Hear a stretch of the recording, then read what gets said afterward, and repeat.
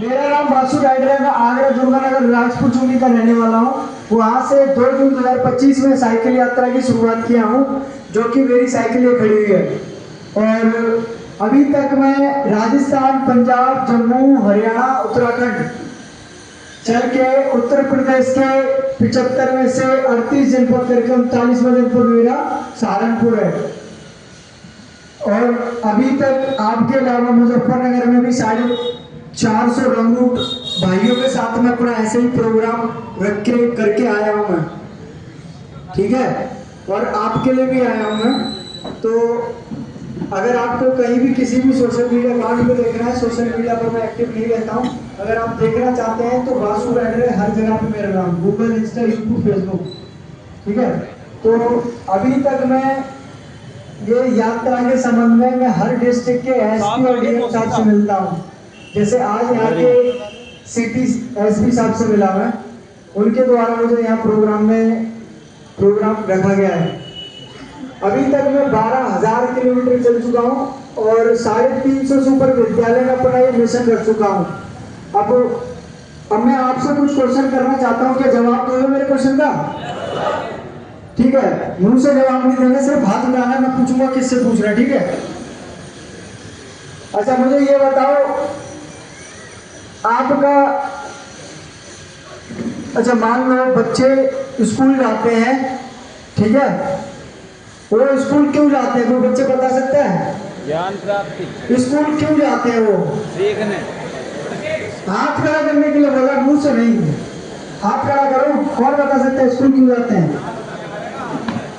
अरे मुंह से नहीं, ये तो इंटरफेयर करने वाली बात होगी ना। मैं सिर्फ ये पूछ रहा हूँ, हाथ खड़ा करो जिसे पता है कोई? अरे स्कूल में 6-7 घंटे खराब करना, उसके बाद फिर कोचिंग में 2 घंटे खराब करना, इससे बढ़िया तो झाड़ी करो, 500-600 रुपये मिलेंगे बढ़िया, उसमें कम से कम पैसा तो आएगा।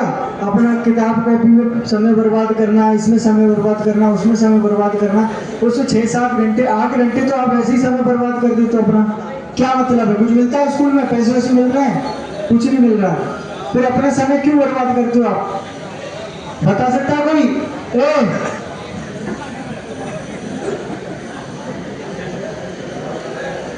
शांत हो जाओ, शांत। देखो शांति रखोगे तो समझ पाओगे, वरना सर पढ़ा रहा पढ़ना चाह रहे पढ़ लोगे। देखो जब कोई इंसान आपके लिए आया है ना समय निकाल के, तो उसकी रिस्पेक्ट करनी चाहिए। लेकिन आप लोग इस तरीके से हल्ला मचा रहे हो, पता ही नहीं है। प्लीज रिक्वेस्ट है, शांत हो जाओ। शांत करो, शांत। तो मैं अभी तक 350 से ऊपर विद्यालय विजिट कर चुका हूँ और एसपी साहब, एडिशनल एसपी, सिटी वाले जो एसपी साहब हैं, उनके द्वारा मुझे इस प्रोग्राम में भेजा गया है, ठीक है। अच्छा मैं आपसे पूछना चाहूंगा, यहाँ पे वो लड़के हाथ उठाए जो गाड़ी चला लेते हैं, बाइक, स्कूटी, कार, ट्रक, बस, जो भी चला लेते हैं, मुंह से आवाज नहीं, प्लीज मुंह से आवाज नहीं, बस चला लेते हैं, ठीक है। अब नीचे कर लो। अच्छा इनमें जितनों ने हाथ उठाया और नहीं उठाया, मेरे को उनसे एक क्वेश्चन है, उसका जवाब देना मुझे ये बताओ, पेट्रोल कहाँ से आता है? कोई हाथ खड़ा कर सकता है? बता सकता है पेट्रोल कहाँ से आता है? पता है? जल्दी आओ स्टेज पे। फुर्ती में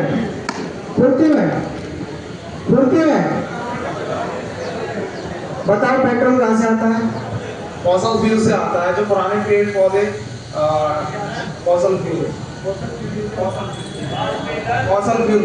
होता क्या है? तो मेरी बात जो पुराने पेड़ पौधे के अवशेष जमीन के नीचे दब जाते हैं कई वर्षों के बाद, फिर उनसे पेट्रोल बनने की मतलब एक गैस और टेम्परेचर में ये प्रोडक्शन होता है। खनन, समझ रहा हूँ, एक टाइप से खनन। लेकिन आप बता रहे हो, मुझे ये बताओ कि ये आता कौन सी जगह से? खनन करके आता है। खनन हाँ, अपने देश में असम। शांत हो जाओ प्लीज। असम टाइप में बहुत जगह है, असम, दुबई, सऊदी अरब। और कोई बता सकता है? क्या नाम है आपका? हर्षदेव भाई के लिए क्लैपिंग। कम से कम उठने की तो सोचे। जाओ।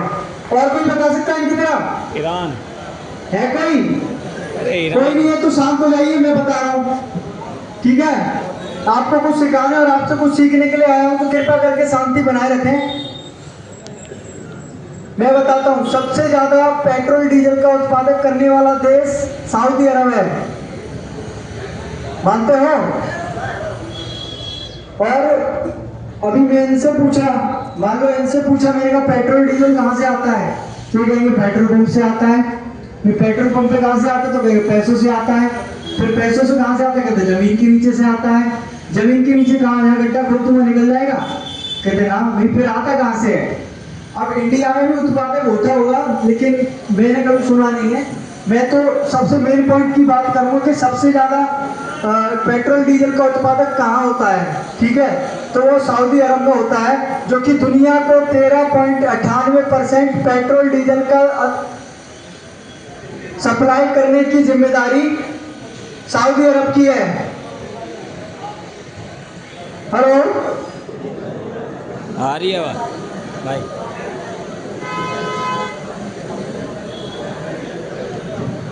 अरे शांत हो जाओ, इधर देखो आगे।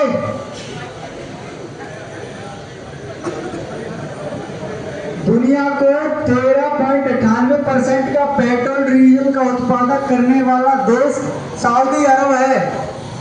याद रहेगा, याद रहेगा। हाँ, और अच्छा, आपने ये भी सुना होगा कि आजकल के जो युवा हैं वो सर पे हेलमेट नहीं लगाते हैं। कोई बता सकता है क्यों नहीं लगाते हैं? एक हाथ खड़ा करो और इधर आओ दौड़ के, एक कोई भी, जल्दी। बाल खराब हो जाते हैं। कोई है जो बता पाएगा?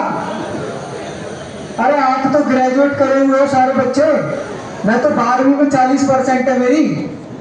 यार ये वाली कुर्सी हटा दो, है लैपटॉप यहाँ रख के उधर। कोई नहीं है यहाँ पे जो बता पाए? चलो मैं बताता हूँ। अपने देश में सबसे ज्यादा युवा बाइक सवार माना जाता है, ठीक है? और वो वही युवा होता है जो कहता है कि पापा गाड़ी की चाबी दे देना, सब्जी मंगाइए, मम्मी ने वो लेने जा रहा हूँ। और 2-3 घंटे उसके पास में, घर से 2 किलोमीटर मार्केट है, ठीक है? लेकिन उसको महफिल बनानी है, चाबी ली और निकल गया। एक दोस्त को फोन करा, आज तो गाड़ी मिल गई, चल घूमने चल रहे हैं। 3 किलोमीटर इधर गया, फिर वो कह रहा यार हम 2 ही हैं, वो बुरा मान जाएगा तीसरा। फिर उसे लेने गया इधर से, और जाना इधर था। 2 किलोमीटर की कह के आधे घंटे की बोल के 3 घंटे में पहुंच रहे, 15 किलोमीटर गाड़ी चला के, ठीक है? अब जब तीन दोस्त बाइक पर बैठ जाए तो हेलमेट लगने का तो कोई सवाल है ही नहीं, और शांत रहने का तो बिल्कुल भी नहीं है। क्यों, सही कह रहा हूं गलत कह रहा हूं? तो इसी में आगे से कौन सी गाड़ी आ रही है, पीछे से कौन सी गाड़ी आ रही है, उन्हें कोई लेना देना नहीं। उनको सिर्फ अपनी मौज मस्ती से मतलब है। कोई नागिन बना रहा है तो कोई नाग बना रहा है, कोई सपेरा बना रहा है तो कोई सांप बना रहा है गाड़ी को। तो इसी में अपने देश का युवा, चल एक का खोपड़ी टूटी, एक की जांग टूटी, एक के दांत टूटे, एक का दिमाग की नस फट गई, ये होता है। और कम उम्र में ही अपनी जान खो बैठते हैं, और अपने पेरेंट्स को भी परेशान किया, उनके पेरेंट्स को भी परेशानी का सामना करना पड़ता है। किसकी वजह से? सिर्फ आपकी वजह से। आज मैं आपको बाइक चलाने के ना चलाने के फायदे और ना चलाने के नुकसान सब चीज बताऊंगा। तो मुझे कोई बच्चा बता सकता है बाइक चलाने के फायदे हैं? हाथ खड़ा करो, मुंह से कोई कुछ मत बोलो, हाथ खड़ा करो। कोई बच्चा बता सकता है यहाँ पे बाइक चलाने के फायदे या नुकसान? एक प्लीज मुंह से ना बोलो। कोई है यहाँ पे? कोई नहीं है? चलो मैं बताता हूं बाइक चलाने के फायदे। कि लंबे सफर के लिए ही बाइक को बनाया गया है, जैसे 10 से 15 किलोमीटर बनाया तो यहाँ से वहां तक के लिए भी है बाइक को, लेकिन कायदा ये कहता है कि 10-15 किलोमीटर तो ही आप बाइक का इस्तेमाल करें, वरना आप साइकिल और पैदल चल सकते हैं, ठीक है? फर्स्ट पॉइंट ये है कि ज्यादा दूरी के लिए हमको बाइक का प्रयोग करना है। दूसरा बेनिफिट है कि हमको सेफ्टी के साथ, हेलमेट के साथ में चलना है। और नुकसान की बात करें, नुकसान ये है कि मेरे पास में भी पैशन प्रो गाड़ी है और मेरे साइड वाले के पास में भी पैशन प्रो गाड़ी है, और बोलते हैं कि दोनों के पास सेम गाड़ी है, ये 80 की में चला रहा है तो मैं 90 की में चलाऊंगा, और सर पर हेलमेट नहीं है, तो वही एक तो वो कान ऐंठ रहे हैं, ठीक है, उसके कारण धुआं निकल रहा है जिससे अपना पर्यावरण प्रदूषित हो रहा है। अच्छा, आपको पता है यहाँ पे कितने % बच्चों को पता है जो आजकल अपने देश में जो बच्चे पैदा हो रहे हैं वो कितने %? पहले के टाइम पे बच्चे घरों में पैदा हुआ करते थे ना। क्यों मेरी बातों पर किसी का ध्यान है? तो फिर एक्टिव रहो ना, आप सुस्त रहोगे और मैं एक्टिव रहूंगा, ऐसे थोड़ी काम चलेगा। इसके लिए आपको भी एक्टिव रहना पड़ेगा ना। आप भी एक देश के सैनिक हो, ठीक है, जब आप ही एक्टिव नहीं रहोगे तो मैं कहां से एक्टिव रह पाऊंगा। चलो मैं बताता हूं कि क्या बता रहा था मैं। बच्चे पैदा हो।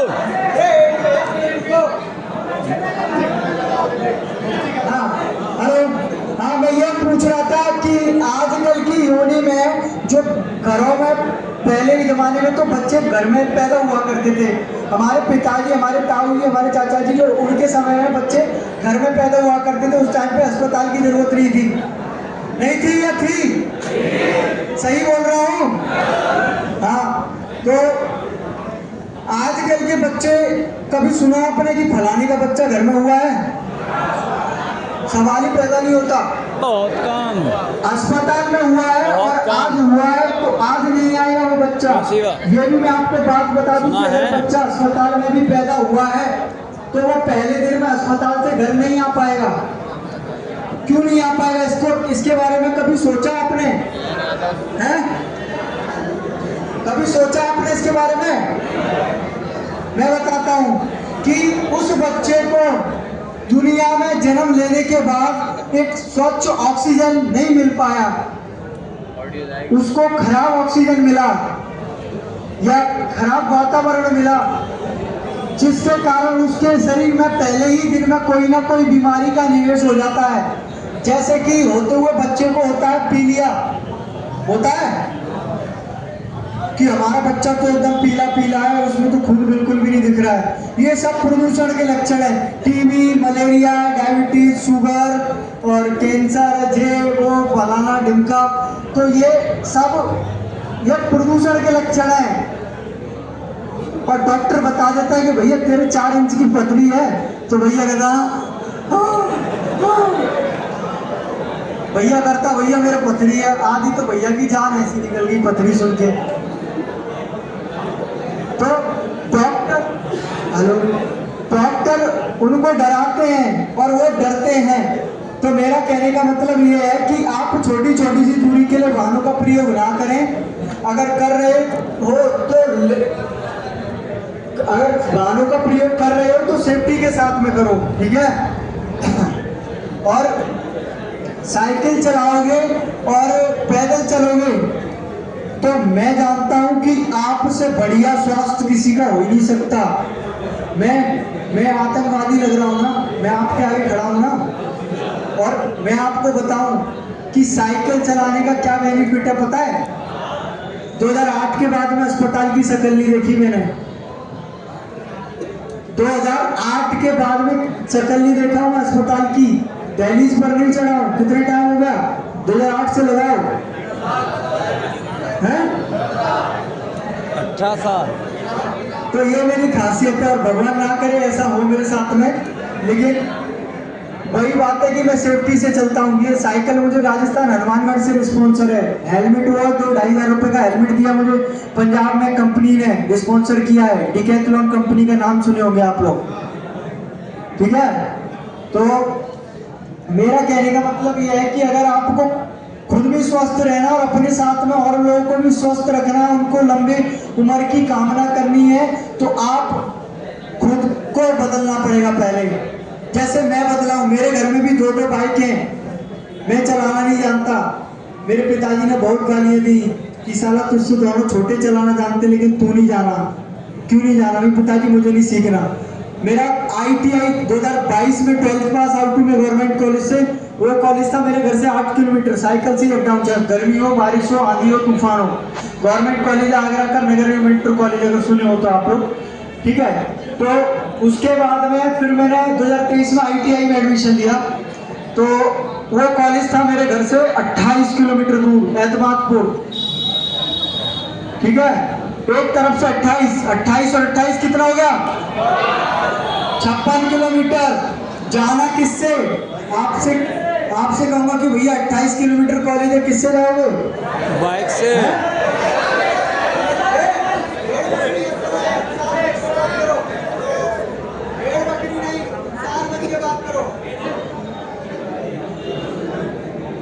अच्छा, आपसे पूछेंगे कि आपको, मैं पूछ रहा हूँ आगे, अब आपसे पूछेंगे कि आपको 28 किलोमीटर कॉलेज और जाओ, कैसे जाओगे? बस से। बस से जाएंगे। और आप किससे जाओगे? बाइक से। मेरा मोनू 28 किलोमीटर कॉलेज है,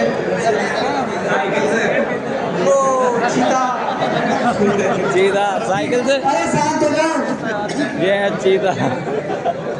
तो शांत हो जाओ सभी लोग। पहले मैं बताता हूँ, एक ने बाइक बताई, एक ने बस बताई, एक ने साइकिल बताई, ठीक है।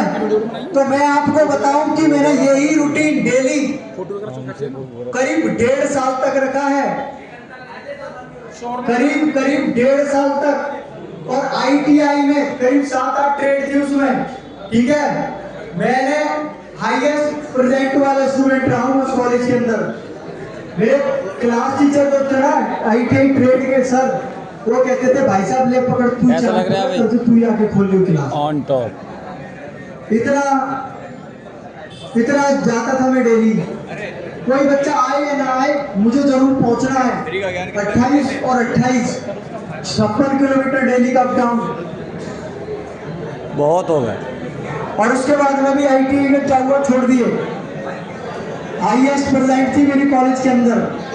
सिर्फ यही वजह है कि मैं एक स्वास्थ्य को सुधारने के लिए कर रहा हूँ। जब मैं खुद कर पाऊंगा तभी तो आपको करवा पाऊंगा। और यही खत्म नहीं होता है, मैं आपको बताऊं तो मैं पहले, ये मिशन का मतलब था कि मिशन स्टॉप पॉल्यूशन सेवर, यानी कि पर्यावरण प्रदूषण के लिए, ठीक है। अब दूसरे मिशन के बारे में बात करते हैं। एक और मिशन लेके चल रहा हूँ, इस पे नहीं लिखा है, वो बैनर में है, बैनर थोड़ा अंदर है, तो मैं बताता हूँ। मिशन स्टॉप पॉल्यूशन सेवर, ये तो अभी बता दिए। अच्छा, इससे कितने बच्चों को सीखने के लिए मिला? सभी को सीखने के लिए मिला। पूछ लूं किसी से, है? पूछ लूं? आप खड़े हो जाओ बीच में। आपको सीखने को मिला? पूछ रखे हो भगत सिंह जैसी। हाँ भगत सिंह, हाँ यही 12 जल्दी जल्दी। हल्ला नहीं, हल्ला नहीं, हल्ला नहीं, हल्ला नहीं, अरे ताली हल्ला बजाओ। नहीं। जब ऐसे कोई निकलता है तो उसको क्लैपिंग करके उसका मनोबल बढ़ाओ। इसे हल्ला नहीं, क्लैपिंग कहते हैं साहब। आप अपना नाम बताइए और फिर उसमें बताइए हमको कि आपने क्या सीखा मिशन से।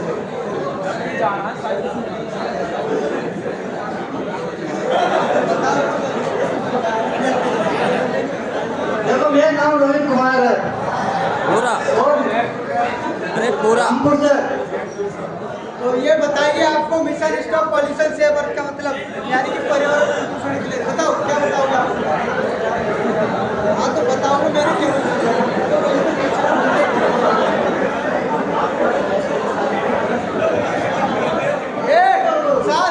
साथ ये माइक पर पूछो। मेरा एक क्वेश्चन है इनसे कि ये 28 किलोमीटर जाते थे, 28 किलोमीटर आते थे, तो उसमें कितना समय लगता था? मैं उनसे पूछ रहा हूँ। मुझे 28 किलोमीटर आने जाने मतलब जाने में लगता था 1 घंटा 20 मिनट, 1 घंटा 20 मिनट, 1 घंटा 30 मिनट, 1 घंटा 15 भी हो गया कभी कभी, मतलब 1 घंटे से पहले भी पहुंच पाता था। और चलो ये बताओ ना, इधर आपको बताओ, इनको बच्चों को समझाओ कि अरे बताओ ना, आप लोग बुद्ध राइस के लिए आप लोगों ने अपना परीक्षा पाया और यहाँ बताओ तो और क्या बताएं।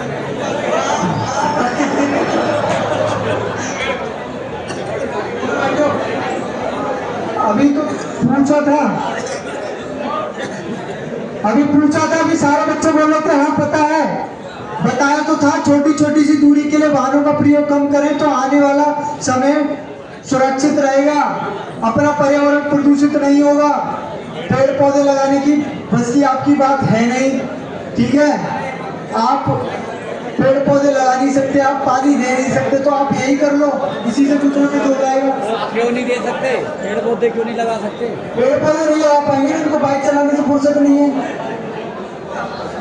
पेड़ पौधे तो जब लगाएंगे, अभी छुट्टी पड़ गई तो छुट्टी पे घर पे जाने दो। देखो दोस्तों के साथ निकल गए, कौन पेड़ पौधा जानता है? पता है कितनी पर्यावरण की सुरक्षा कर रहे हैं इस टाइम? ये इस टाइम हर बृहस्पतिवार पर्यावरण की सुरक्षा ही करें। अच्छा, बहुत अच्छी बात है। सभी लोग शांत हो जाओ प्लीज। क्यों रे, हर बृहस्पतिवार नहीं चलती? हर बृहस्पतिवार पर्यावरण सुरक्षा नहीं चलती यहाँ? तो प्लीज शांत हो जाओ, मुझे 5-10 मिनट और दो, फिर मैं जा रहा हूँ, ठीक है? करो। सीनियर ना होना तो ये प्रॉब्लम है, सीनियर ना होने की, ठीक है। अब दूसरा मिशन के बारे में समझाता हूँ आपको। Mission right dedicate to disabled people का मतलब कौन कौन जानता है? हाथ खड़ा करो। मुंह से आवाज मत करो प्लीज, ये भेड़ बकरी वाली हरकतें मत करो, इंसान बन के रहो। ये जानवरों की तरह मत करो, इंसान बन के रहो। जब कोई रिश्तेदार आता है तो उसके सामने ऐसे ही हल्ला मचाते हो क्या? रिपीट कर दो, नाम रिपीट कर देता हूं। रिपीट करो क्या? रिपीट कर दो। Right dedicate to disable people, इस मिशन से कौन कौन बच्चा जानता है? कोई जानता है इसका मतलब? Dedicate, disable.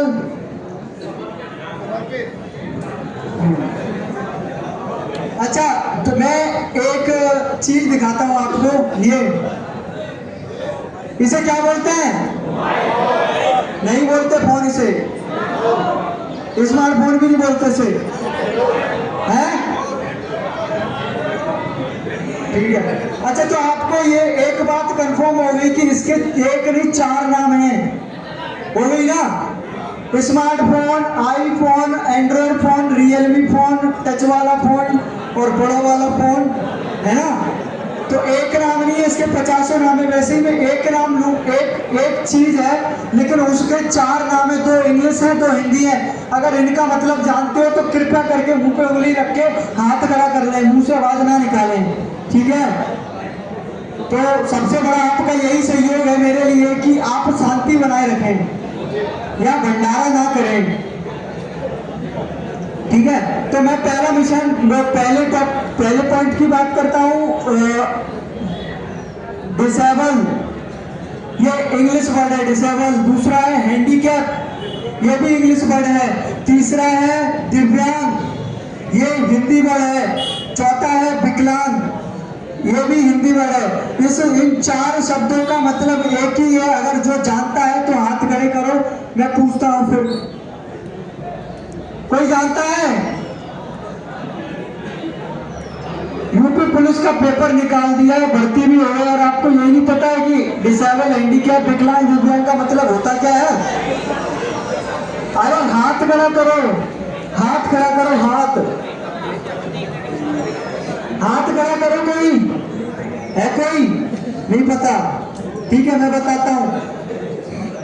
Right dedicate to disable people का मतलब है, पहले इन 4 वर्ड का मतलब बताता हूं कि डिसेबल, हैंडीकैप, विकलांग और दिव्यांग, ये शब्द वो शब्द हैं जो इंसान कहीं से भी आधा अधूरा होता है, चाहे वो मानसिक रूप से हो, चाहे वो शारीरिक रूप से हो, कहीं से भी हो। जो विकलांग जिसे बोलते हैं, विकलांग बोलते हैं, दिव्यांग बोलते हैं, डिसेबल बोलते हैं और हैंडीकैप बोलते हैं। चारों शब्द एक ही चीज के लिए प्रयोग किया जाता है, जो अपने शरीर से आधा दूर होता है। कोई उंगली से है, कोई कान से है, कोई नाक से है, कोई हाथ से है, कोई पैर से है। उनमें से एक मैं भी हूं, दिख रहा हूं आपको? एक मैं भी हूं। ये सीधे हाथ में लास्ट उंगली है, उल्टे हाथ में अंगूठा है, ठीक है? और यही खत्म नहीं होता है, और दिखाता हूँ आपको, मेरे पैर भी हैं, पैर दिखाता हूँ देखो आपको।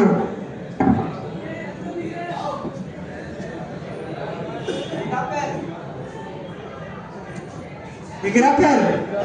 इस पे काला डोरा बंधा हुआ आया था, ठीक है, ये हड्डी हड्डी है सिर्फ इस पे, ये बचपन से है मेरा ये पैर, ठीक है। तो ये मिशन उनके लिए है, right dedicate to disable people. ये पैर छोटा है मेरा, राइट वाला, लेफ्ट वाला बड़ा है, और फिंगर दोनों की गड़बड़ है। ये पैर यहाँ से पतला है, इसमें ये है और इसमें ये है। मैं इसी से इंटर और हाई स्कूल और आईटीआई के सीबीटी एग्जाम, तीनों बोर्ड एग्जाम खुद ही दिया हूँ। मुझे केंद्र सरकार द्वारा बोला गया था कि भैया आपको सरकार की तरफ से एक व्यक्ति मिल सकता है जो तुम्हारे बोर्ड एग्जाम में काम कर पाए। बोला नहीं, मुझे नहीं चाहिए, मैं खुद करूंगा, जब तक मेरे अंदर जान है मैं लड़ूंगा। और मुझसे काफी लोगों ने यह भी बोला कि यहाँ का मांस काट के यहाँ लगवा लो। मैं कुछ नहीं, जैसा हूं वैसे ही रहूंगा मैं। और मैं आपको बताऊं कि मैं लिख ही नहीं पाता हूं, मैं वो कर पाता हूं कि यहाँ पे कोई बच्चा नहीं कर पाएगा। मैं 15-15 मिनट तक हाथों पे हाथ ऊपर हाथ नीचे और पैर ऊपर करके चलता हूं, कोई कर पाएगा यहाँ?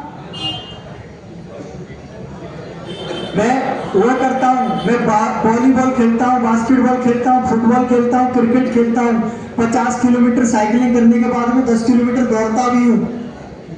और खाने में क्या, ना घी खाता, ना काजू खाता, ना बादाम खाता, ना फ्रूट्स खाता, ना जूस पीता, सिर्फ आलू की सब्जी और रोटी खाता हूँ बस। ना पूड़ी, ना चावल, ना कुछ, और सादा सिंपल खाना खाता हूँ। अगर आपको जिंदगी में कुछ करना है ना, तो आपके अंदर सिर्फ कॉन्फिडेंस होना चाहिए, जो मेरे अंदर है। अभी तक मैं इस यात्रा को लेकर 25 से 26 जिलों के डीएम और एसपी साहब से मुलाकात कर चुका हूँ। अच्छा, यहाँ पे पिछले एसपी साहब थे विपिन टांडा जी, सुने हो ना? विपिन टांडा ही है सर, टाड़ा, विपिन टाड़ा जी, जिनकी फर्स्ट पोस्टिंग रही थी अमरोहा। वो आईपीएस की फर्स्ट पोस्टिंग रहे थे अमरोहा में। उसके बाद वो यहाँ आए सहारनपुर के बाद फिर वो पहुंच गए मेरठ में मैं उनसे मुलाकात करके आया हूँ। अभी वो डीआईजी बन चुके हैं, एसपी से ऊपर पोस्ट उनकी प्रमोशन हो चुका है, डीआईजी बन चुके हैं वो। उन सर से भी मिल के आया हूँ, देखना मेरे इंस्टाग्राम अकाउंट पे डाला हूँ। और अभी तक मुझे काफ़ी करीब 2 एसपी साहब द्वारा सम्मानित भी किया गया है। एक एसपी साहब द्वारा मुझे संबल में मुझे डीएम साहब ने श्रीमद् भागवत गीता से सम्मानित किया है। और बदायूं जिला सुने होंगे, बदायूं से कौन कौन है यहाँ? कोई नहीं है। कोई बदायूं से है? कोई नहीं है। आगरा से कौन है? नहीं है। आगरा से भी कोई नहीं है? नहीं, आगरा से तो होना चाहिए। 5। और मथुरा से? नहीं है। मथुरा से कौन है? हाँ, चलो ठीक है। तो ऐसे ही मेरी यात्रा चल रही है। बदायूं के एसपी साहब द्वारा मुझे सबसे पहले वहीं से ट्रॉफी से सम्मानित किया गया मुझे। और ऐसे ही मेरा कारवा चल रहा है, ऐसे ही अपने एक मोटिवेशनल स्पीकर का काम कर रहा हूँ। अच्छा, मैं आपको दिव्यांग लग रहा हूँ या विकलांग लग रहा हूँ? नहीं लग रहा हूँ। नहीं, अगर लग रहा हूँ तो वो आपकी गलतफहमी दूर करता हूँ। देखो, पहले आप शांति बनाए रखो। एक चीज करूंगा आपके आगे इधर स्टेज पे, देखो आप में से कोई कर पाता है या नहीं कर पाता है? देखो करके दिखाता हूँ आपको, पहले करके दिखाता हूँ।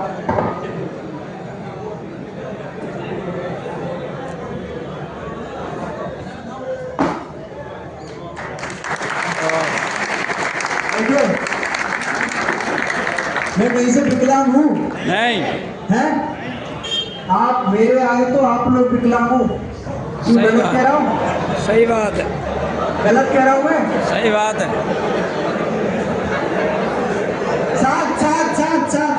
शांत हो जाओ, शांत हो जाओ, शांत हो जाओ, शांत हो जाओ। विकलांग का कहने का मतलब ये नहीं है कि आप विकलांग हो। मेरा कहने का मतलब ये है कि आप कमजोर हो। अब मैं ताकतवर हूं तो इसका मतलब ये नहीं कि स्पाइडरमैन बन के उड़ के चला जाऊंगा। इसका मतलब ये है मेरे को ये चीज करके दिखाने से आपको क्या सीख मिलती है मैंने ये सीखा, आपने ये सीखा कि इस व्यक्ति का भगवान ने आधा अधूरा शरीर दिया है, फिर भी ये सब कुछ कर पा रहा है, और हमारा तो सब कुछ ओके है, उसके बाद हम खुद ओके नहीं है। अरे आपको तो पता है कि पढ़ाई करोगे उसके बाद में चाहे पुलिस में डाल लो, एयरफोर्स में डाल लो, नेवी में डाल लो, एसएसबी में डाल लो, आईटीबीपी में डाल लो, सीआरपीएफ में डाल लो, सीआईएसएफ में डाल लो, कहीं भी आंख बंद करके फॉर्म डालते रहो बस। कहीं भी तुम्हें सोचना नहीं है क्या करना है क्या नहीं, बस वो एक सब्जेक्ट वाली बात अलग होती है कि बायो कराए तो डॉक्टर, मैथ्स कराए तो इंजीनियर, आर्ट्स कराए तो ये डिफेंस, बस वो सिस्टम है आपके लिए। और मेरे लिए डिफेंस में जा ही नहीं सकता हूँ मैं, ना आर्मी में, ना पुलिस में, ना CISF, SSB, CRPF, ITBP, police, इनमें किसी में नहीं जा सकता हूँ मैं, ठीक है। लेकिन आपके लिए सब कुछ अपॉर्चुनिटी है, मेरे पास में नहीं है। तो 2025 में 2 नौकरियां खोया, एनटीपीसी और ग्रुप डी, इसीलिए मेरे दिमाग पे डिप्रेशन बैठा था, डिप्रेशन में चले गया था मैं एक तरह से। मैं घर से भागा हूँ साइकिल लेके, ठीक है।